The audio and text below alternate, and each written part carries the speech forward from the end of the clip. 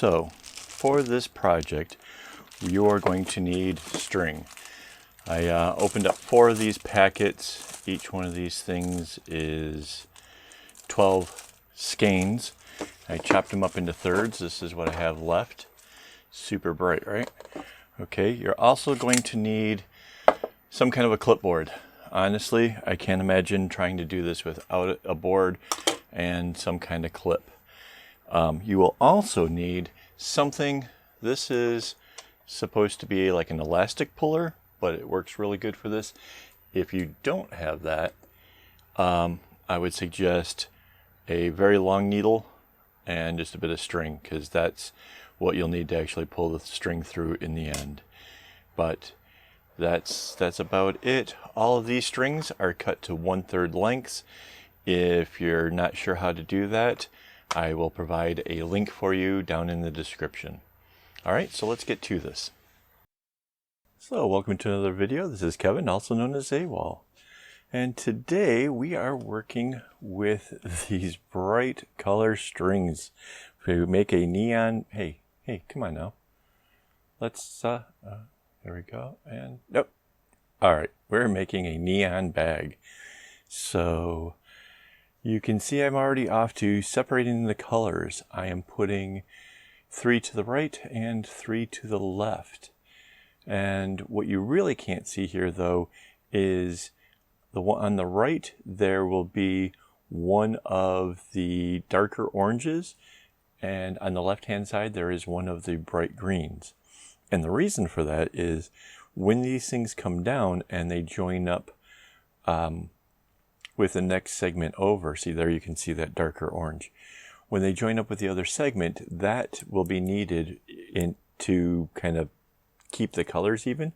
If I hadn't separated it like this, I would actually have to come down an extra knot, and that would have made where the join is just a little bit weird, as well as it would have kind of messed with the pattern. So this is how I got around it. So you can see that I'm basically just going to do these segments separately, right? So normally a pattern like this would require that you do 1 row, 1 row, 1 row. But because there's so many strings, mind you, there is 24 strings going into the loop, and then they all get doubled up. So that's 24 strings after the loop, right? And that makes 12 on the left and 12 on the right. So when I did the transfer, I left one of like the bright green on the left hand side, and I left one of the oranges on the other. So I only transferred 11 of them over to either side. And you can see here, all right, so I'm bringing down the oranges and see how those oranges are matching up with that first one. That's what's, keeping that kind of group together. On the other side, I'm doing it. So wait, coming to the right, they are coming down in groups of 4. Going to the left, they are going over in groups of 2. And because there's 12 colors, it still comes out basically evenly. But it makes the pattern just a little bit more intense, I guess. I mean, that's what I was striving for. Now, how did I get to here? Well, I don't have a pattern for this. It kind of came to me as an epiphany, like 6 o'clock in the morning. I woke up thinking, okay, so what kind of pattern am I going to do? How am I going to do this? And I thought I'd make a stripe of 3, kind of starting in the middle. Like, okay, so I have 12 strings on the side. If I'm doing a stripe of 3 down the middle, that's just 1 in the center plus 1 from the left. Let's say if we're working from the left-hand side, that's 1 on the left-hand side. Great. So 12 strings minus those 2, we have 10 strings. Okay, great. Then let's see, if I'm going to do a stripe down at the bottom, that's 1 more string plus where they join together, that's the center one, and then 1 will come from the other side. So that leaves me with 9 strings. Wait a second, if there are 9 strings, then this really becomes relatively easy. All I have to do is divide the rest of it into groups of 3, and it doesn't matter which direction they're going in, it'll all sort itself out. And sure enough, it sorted itself out, and you end up with what I have here. Now you'll see I clipped that first group over to the side so that way I could make sure I mimicked it perfectly, because for this pattern to work properly, all the loops have to be the same.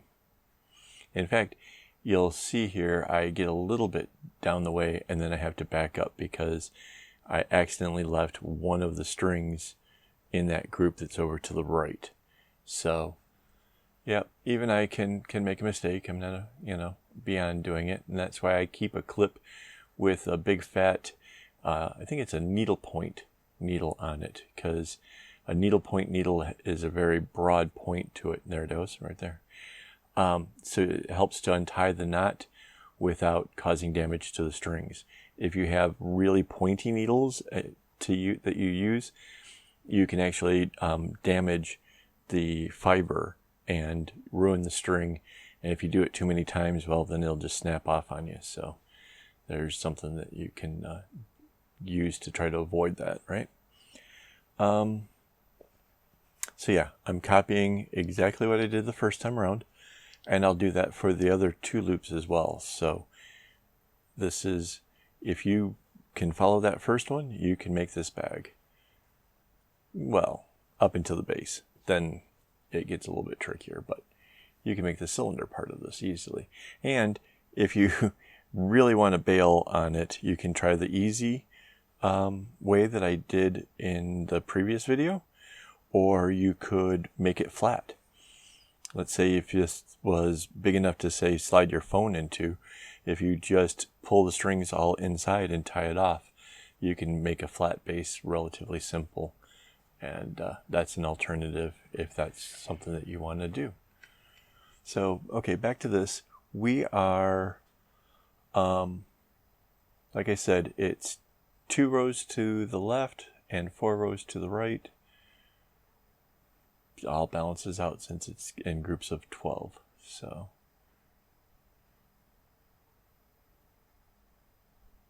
and you'll notice I tried to pair up the colors in a way that makes it balance out really well. I went with like that really bright green and the purple and the bright orange, because they just seem to kind of go well together, and like the counterparts was the pink, the yellow, and the darker orange. So, and you can, with this level of zoom, you can kind of really look in there and really kind of get a feel for what I was doing. Hopefully, I suspect you should be able to.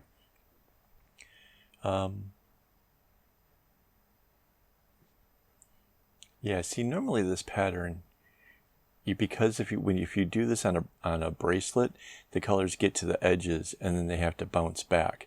But because this was a cylinder, that kind of changed the whole layout of how I approached it as well.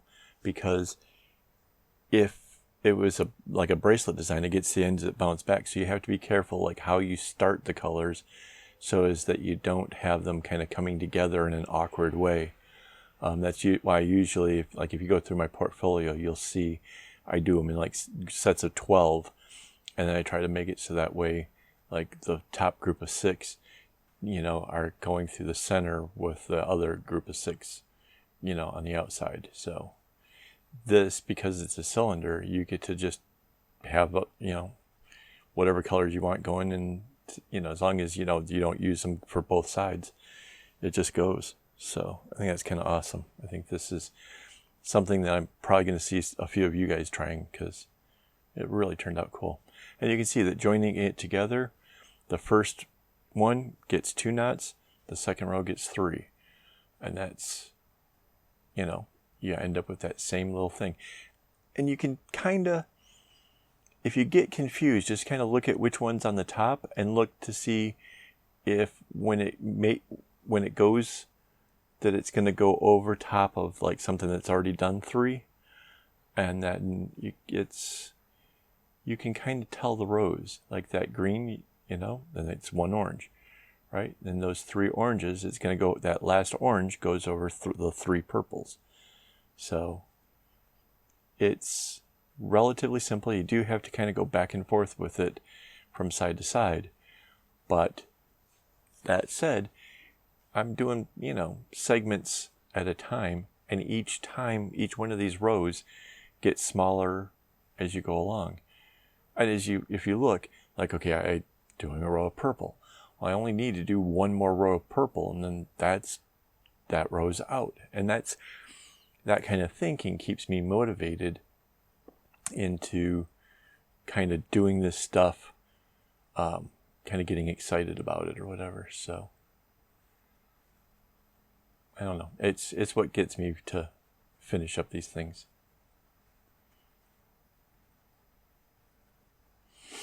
So nearly done with this. And again, you can, hopefully that the video kind of portrays the fact that this is relatively simple. I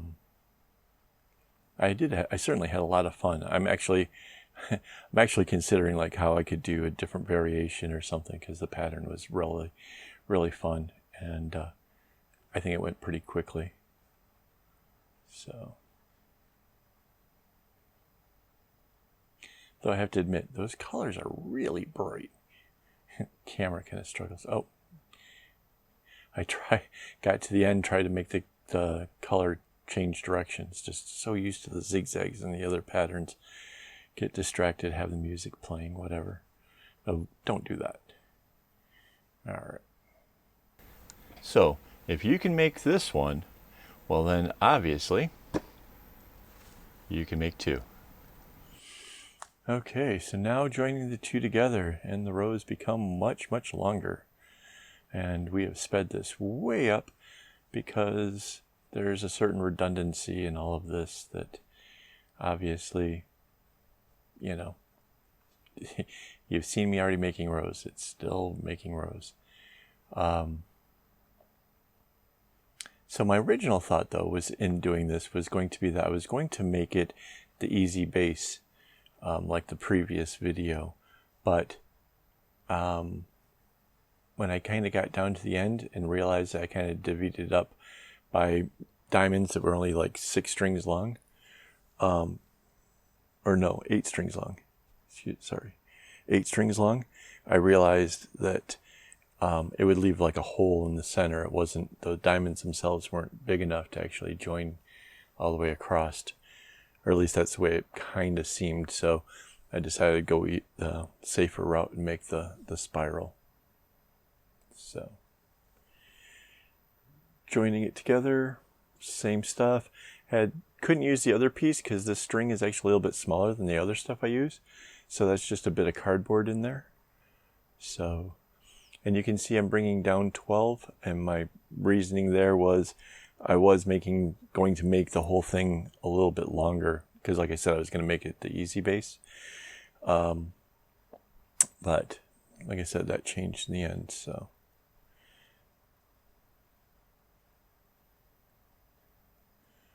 And I'm going to skip a whole big chunk of this part of the process because, again, it's redundant if you've been watching these bag making videos. So here I am chugging along at making the base. I'm basically dropping every other one in that first bit as I'm starting off. And you'll notice I didn't use any of the markers because the pattern itself pretty much worked out as a good enough marker. So no worries there. I didn't have to put the other little strings in, but you can see that take the first one, send it in, then take the second one across, then take one, put it in, bring it across. And it was a kind of a slow start. You can see it doesn't like gather in too quickly, but I kind of make up with that in the future in the additional rows that come up. Mind you, I had tried to shoot 2 camera angles at this like I did in the last video. Unfortunately, the placement of it turned out that the footage was terrible. Both my hand keeps going in front of it, which messed with the focus, as well as I kept bumping it. It was just in a bad place, and it did not work out well at all. In fact, I was afraid if I put it on here for you guys to see, it would have probably made you seasick because the camera was just bouncing like crazy. So yeah, I'll try to do better in the future, but hopefully, you know, you can see enough of what's going on, except for that yellow is so bright, man. Camera just hates it. So yeah, you can see there was 4 of that orange color, 2 of them go in, so you end up with 2, right? And the same with the pink. There were 4 pink, 2 of them go in, 2 of them make the rose. So if you're trying to gauge how you're going to do this yourself and you want to try to do it the way this one turned out, this is how I did it. And mind you, I didn't do this one at the same speed that I did that center part because I wanted you guys to be able to see kind of what was happening. Okay, so then the next, after I made the whole full circle, I then took those strings, and there was 6 coming down, and I reduced it down to 3, I think it is, right? Is that what it is? I know that basically I just paired off everything and ran across the top, and then separated them out.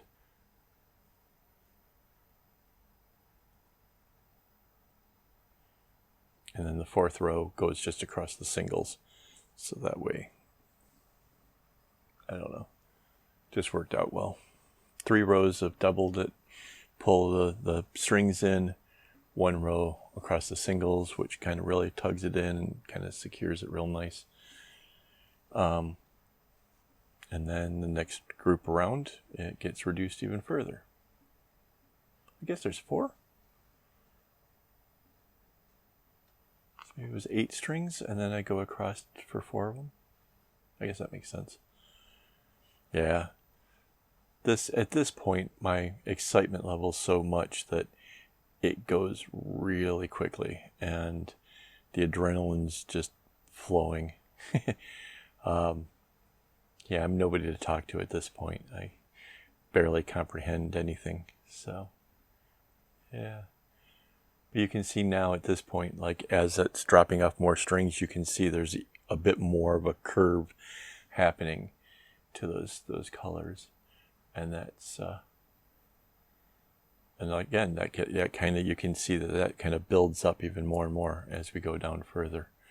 Makes for a great spiral though. I really think this one wasn't bad. And I guess this kind of shows that there's no exact number, there's no exact science to the spiral, because this is different from the previous ones. Used a different set of numbers, did a different whatever. And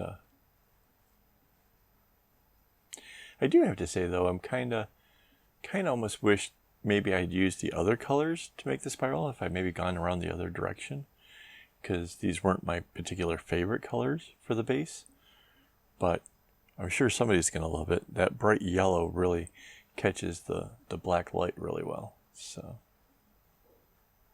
but you can see, yeah, now it's getting to the point where that thing that I draw through, that's how I gauge it. Like when I'm basically to the end, when that round bit won't go through very easily, then it's time to pull the rest of them through. So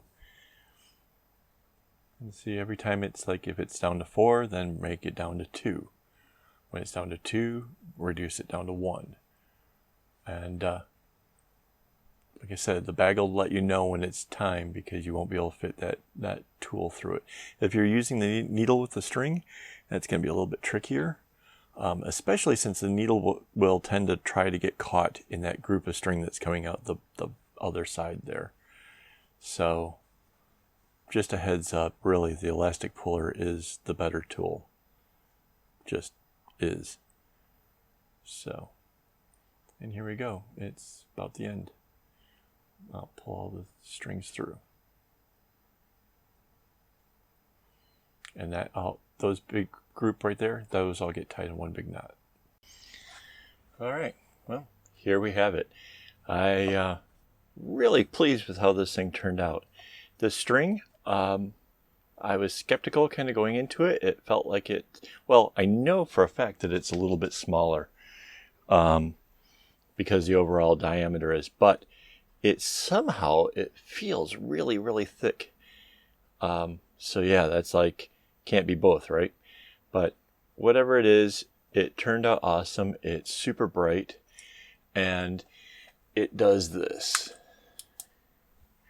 So yeah, that's I have a blacklight flashlight, so it's super, super cool. Yeah, definitely digging on that. So that's what makes it the neon thing. It doesn't glow in the dark or anything like that. It just glows with a black light. And before I go, I want to give a shout out to one of my followers, Anja. And sorry, Anja, I have no idea how to say your name. But I'm going to leave a link to her craft shop down in the description. She has made these amazing masks based off of the masks that I had created. I gotta say, just absolutely wow. That's brilliant, and I love the color combinations. These things are definitely cool. I had a chat with her earlier, and she says that she's currently not selling these things, but I think if you guys were to go find her over on Instagram, which I'll have a link for that too, go over there, and if you were to beg her enough, perhaps you could get her to make you one of these things. I definitely, wow. So, also, if you guys want to be featured on any of my upcoming videos or on my website, be sure to use the hashtag inspired by AKAAWOL. And that way I can actually spot the stuff and get you in on this stuff, as well as show the rest of the world what you guys are doing. I'm so amazed at what I've seen so far, and really looking forward to this being a thing. So, all right, back to this. Yeah, that's it for this video, for this whole bag creation or whatever. I still obviously have to create the strap for it. That'll come later. But if you have any questions, leave them in the comments, and I will try to get back to you, and look forward to seeing what you guys create. So until next time, don't get your strings in a bunch.